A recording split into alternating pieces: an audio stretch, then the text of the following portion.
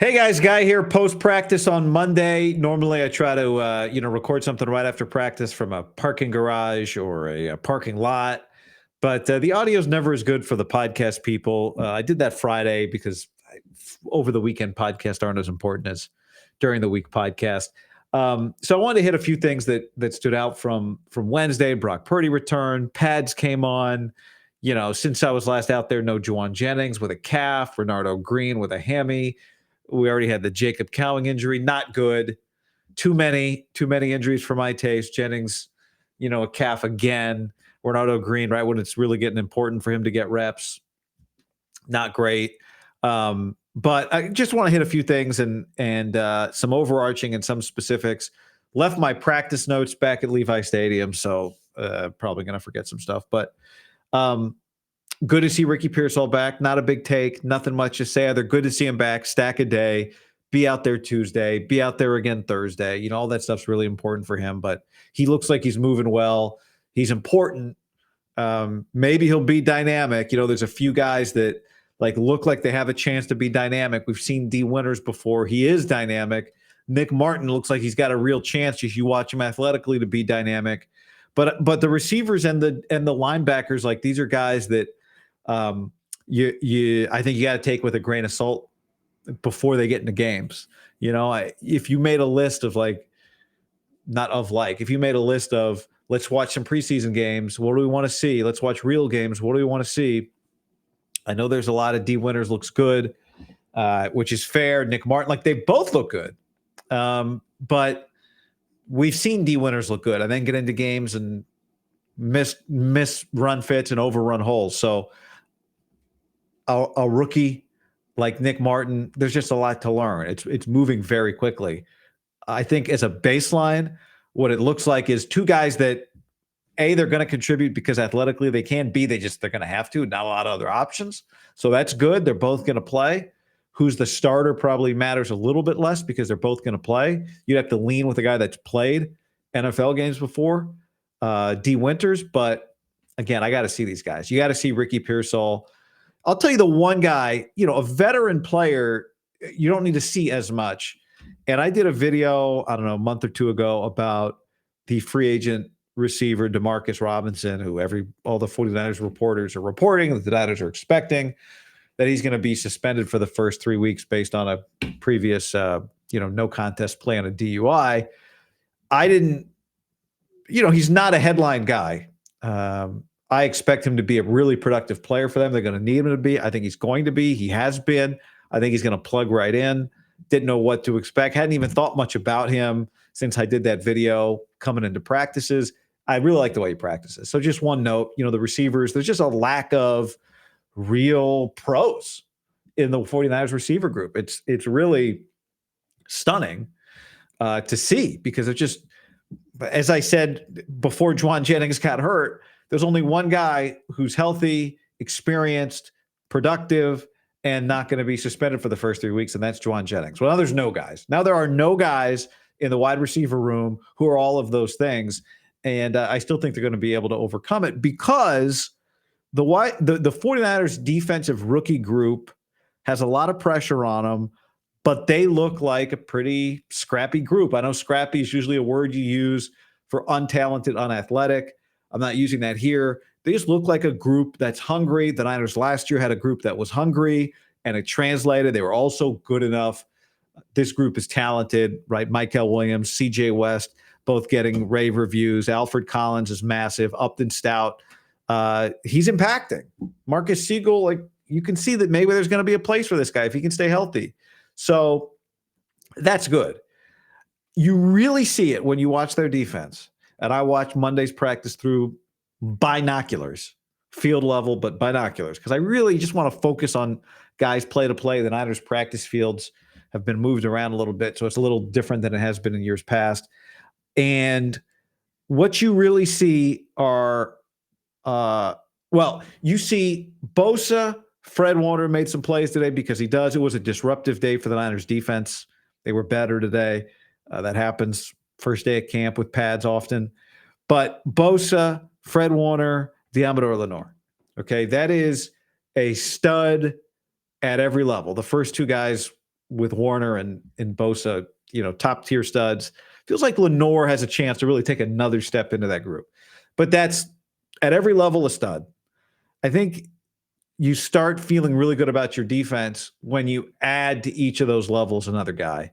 And up front, Mykel Williams, he's not a explosive, swatted left tackle, swatted right tackle out of the way, get to the quarterback in a heartbeat. Even his college numbers weren't, but he's flexible and he's strong and he's big. And, the idea that you can move him inside, and then Bryce Huff, who's really quick off the edge.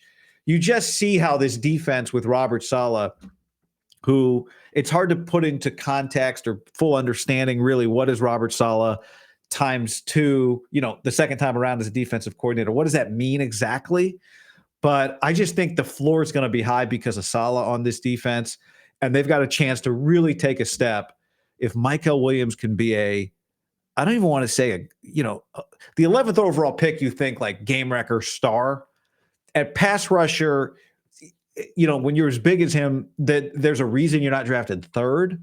So I don't want to jump there yet. But if he can be a high floor player, if you just tell me that Mykel Williams is a 3 down high floor player as a rookie, I think it'd be a really good defense. I think that takes the pressure off of Bosa a little bit. It takes the pressure off of Warner a little bit, especially when he goes inside. You got Colin. I think West is the guy that everyone loves right now.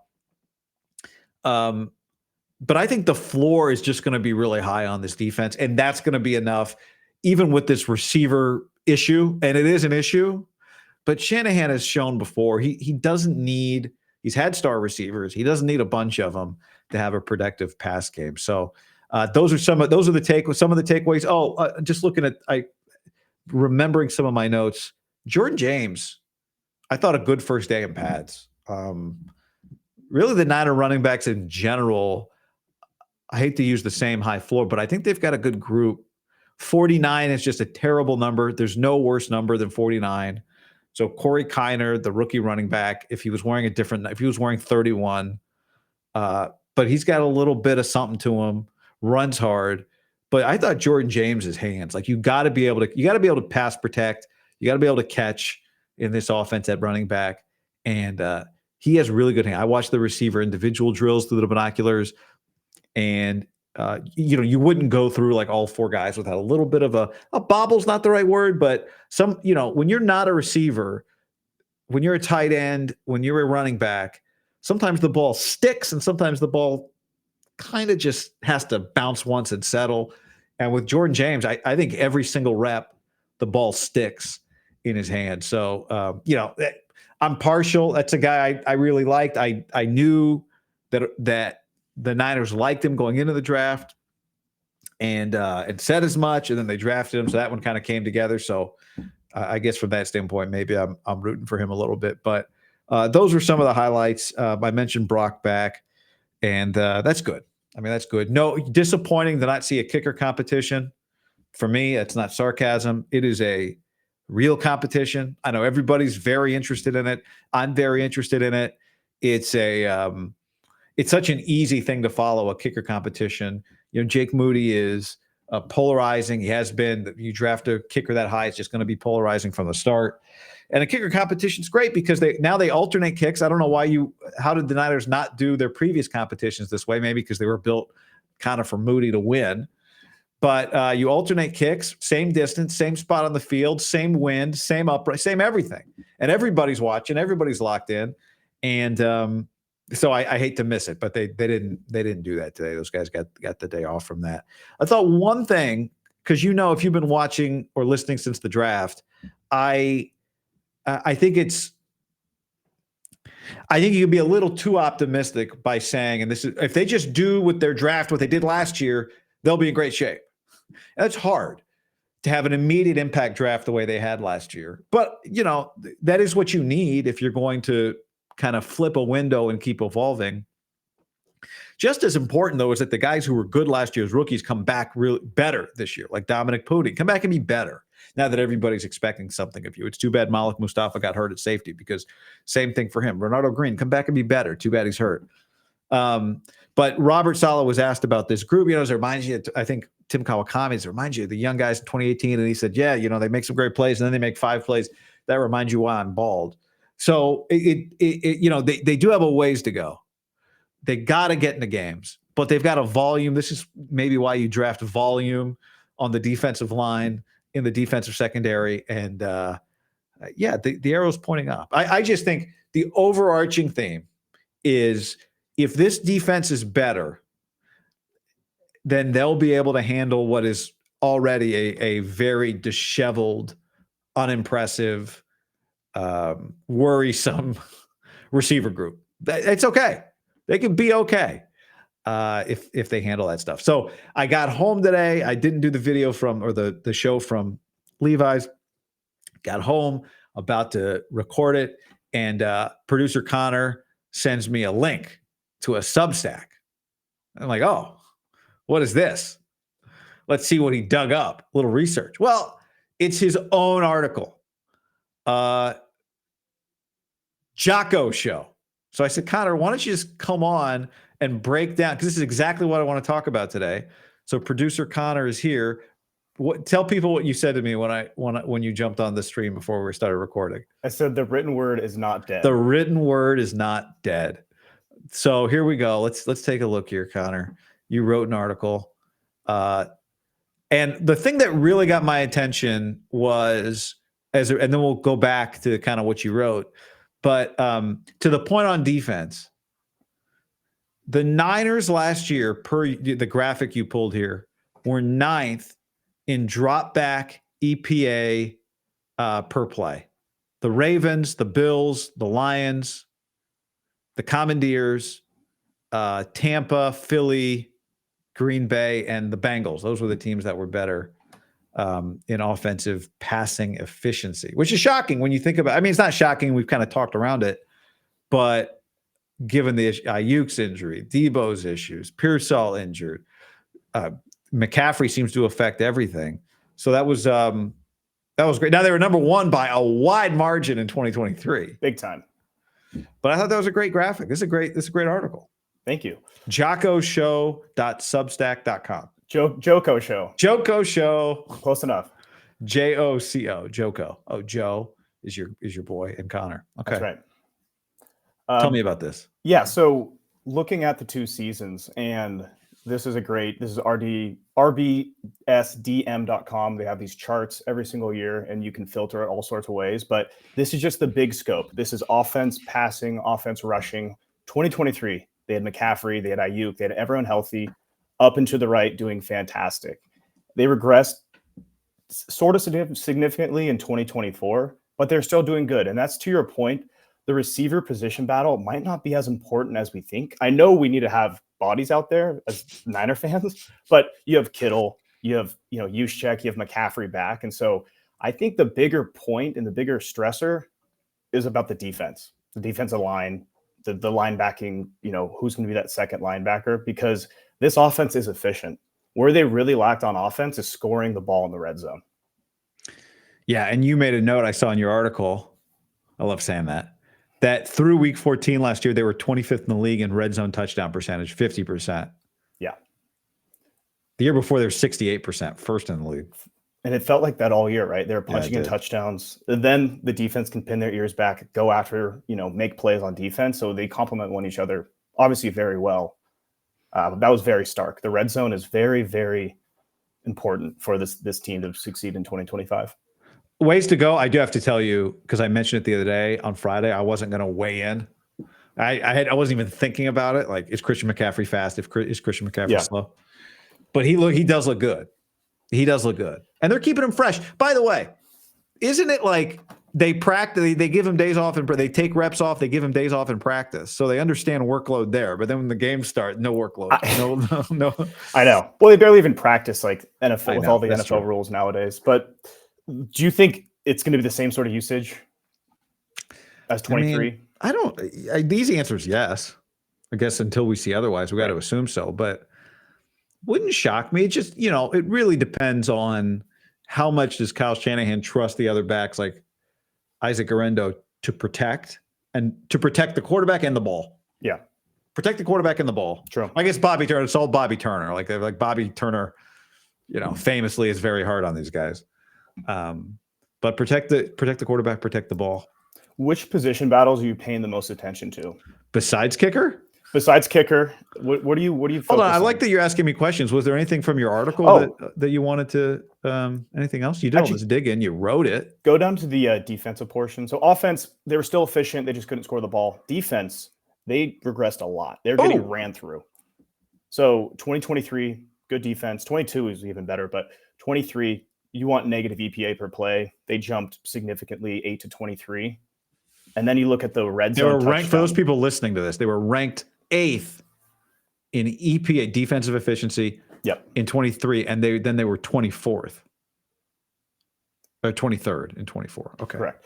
And then look at the red zone. That's the key point. So in 2023, they were 11th, which is solid, top third in red zone touchdown percentage by your opponent. And then in 2024, 31st. 68% of the time teams got into the red zone, they scored on the 49ers. Scored touchdowns. Which part of it at the end of the year, like the Cardinals game and the Lions game, it was just they were tanking or they weren't really trying.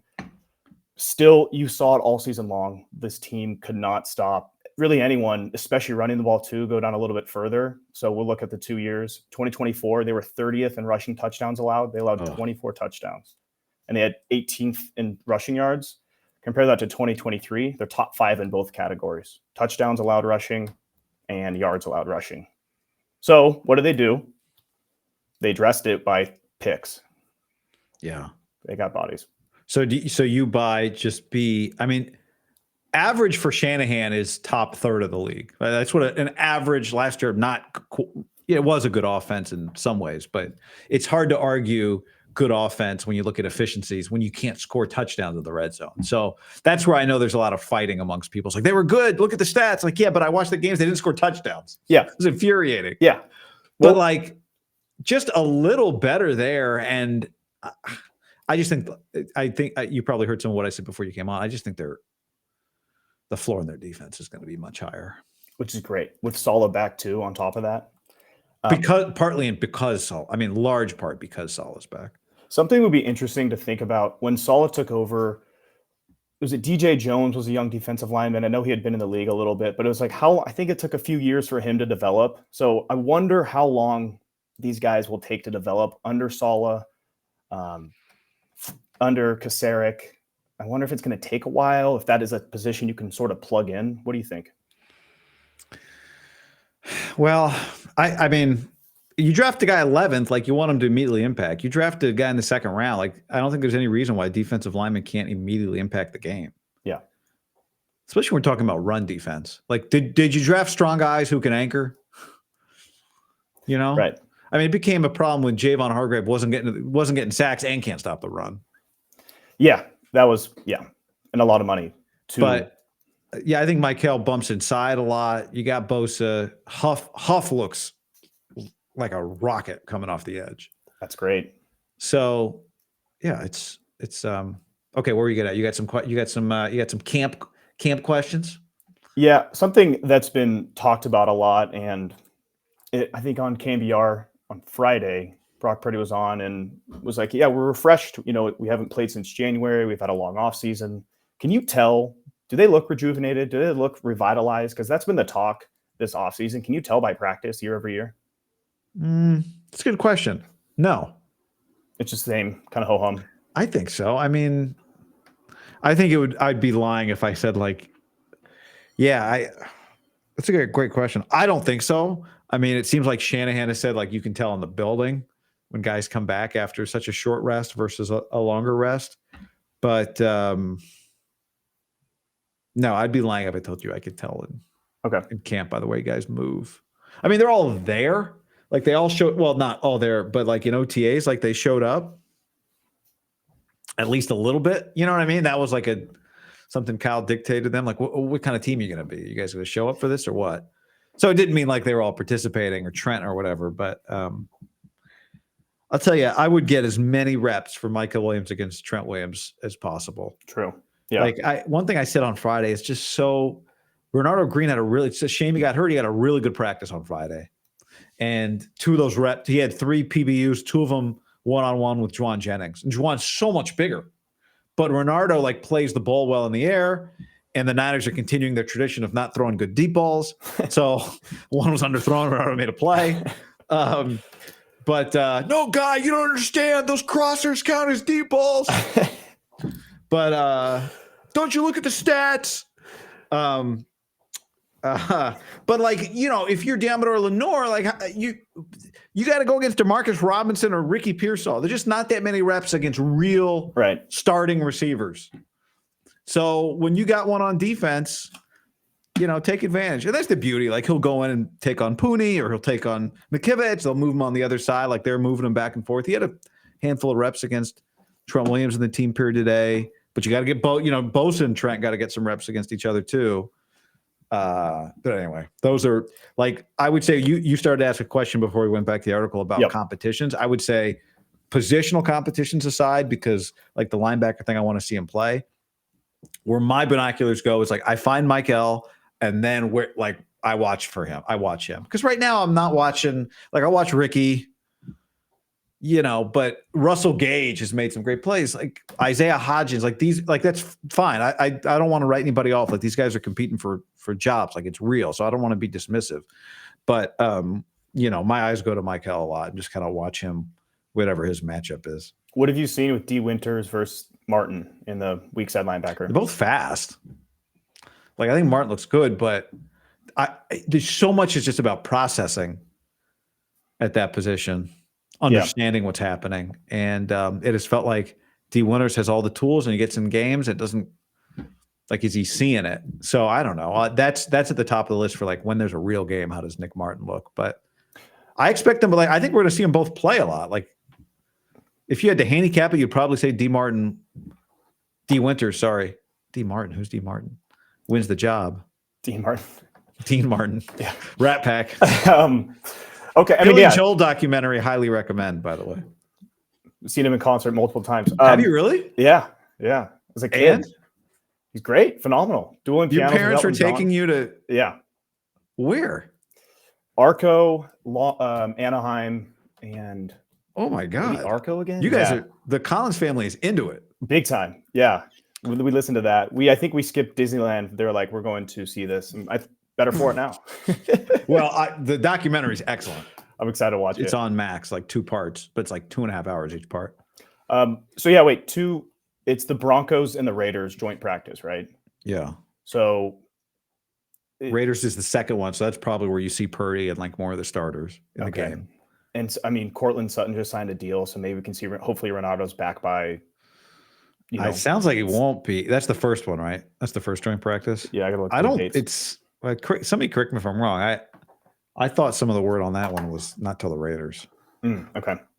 Raiders don't really have much receivers to challenge. Brock Bowers for D. Winters or Nick Martin. Yeah. Yikes. Good though. It's what you need. Yeah. Just stay out of a fight with who's going to fight. Usually Ayuk is the guy that's ready to scrap. Max Crosby said something about fighting. You saw that? Yeah. The Raiders. Pete Carroll. The Raiders. Gino. Familiar faces over there. Christian Wilkins. All right. What other questions did you have? What special teams? So you think if you had a prediction right now, who wins?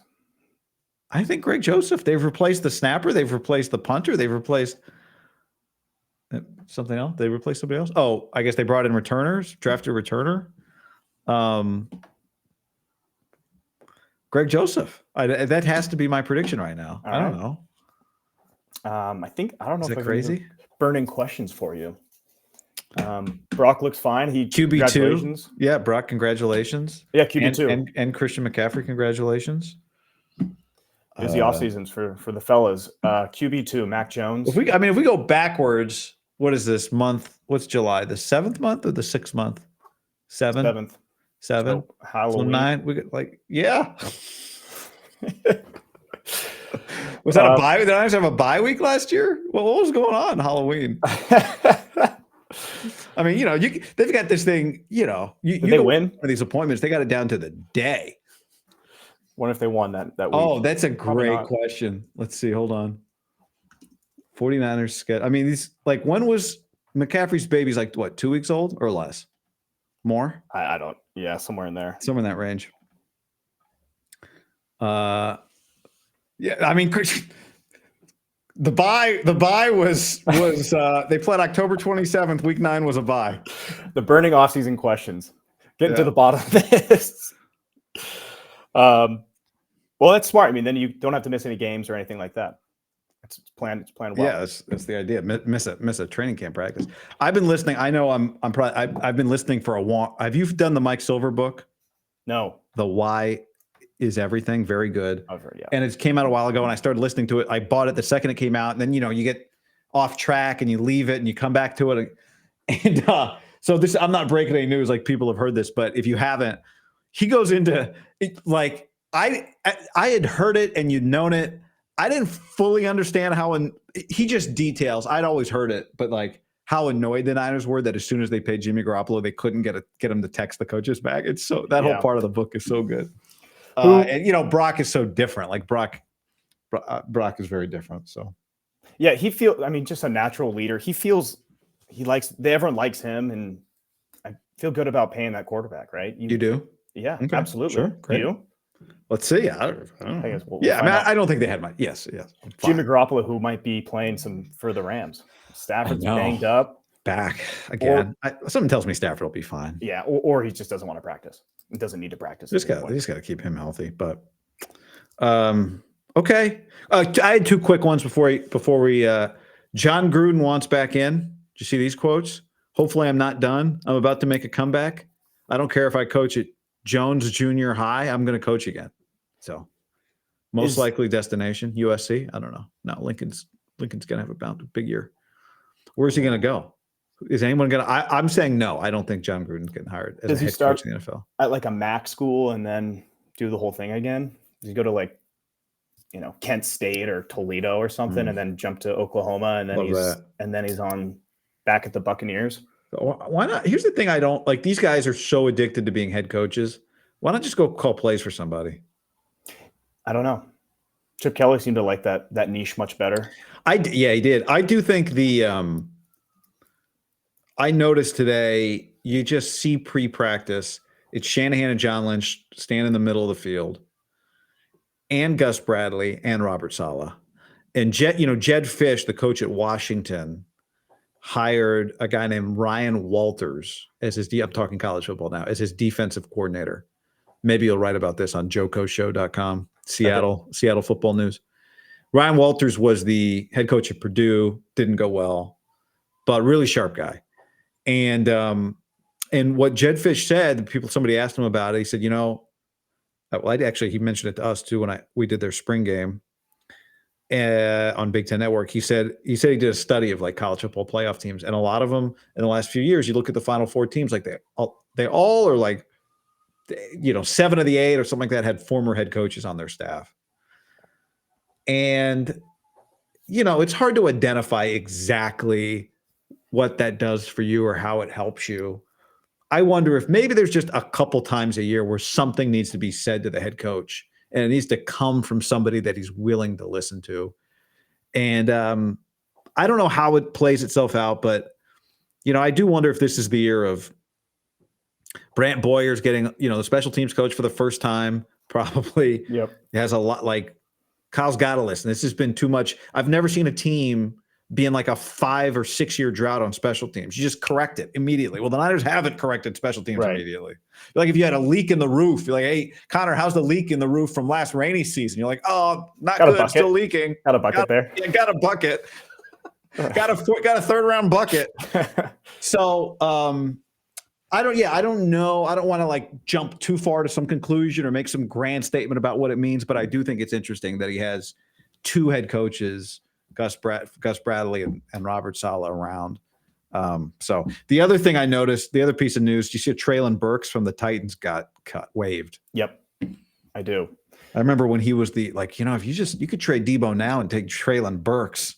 2022 Oops. draft. Yeah. Trade Debo for Burks. Well, the Titans. And tried then to do- immediately he had asthma. I was like, oh, he can't get through practice. I was like, that's a bad sign. The Titans tried to do that. And thankfully the Niners did not, because that was a tough one. AJ Brown for Traylon Burks. That's right. You pay the money there. Don't do a trade with the Eagles. No, don't answer the phone. Wait, can John Gruden get back into the NFL? Is he like blacklisted? No. Well, I guess if you're blacklisted, it's never like there's never like an actual list publicly available. So I guess he could be. I guess is the short answer on that. But I think his lawsuit concludes at some point, and then he's got a lawsuit against the NFL.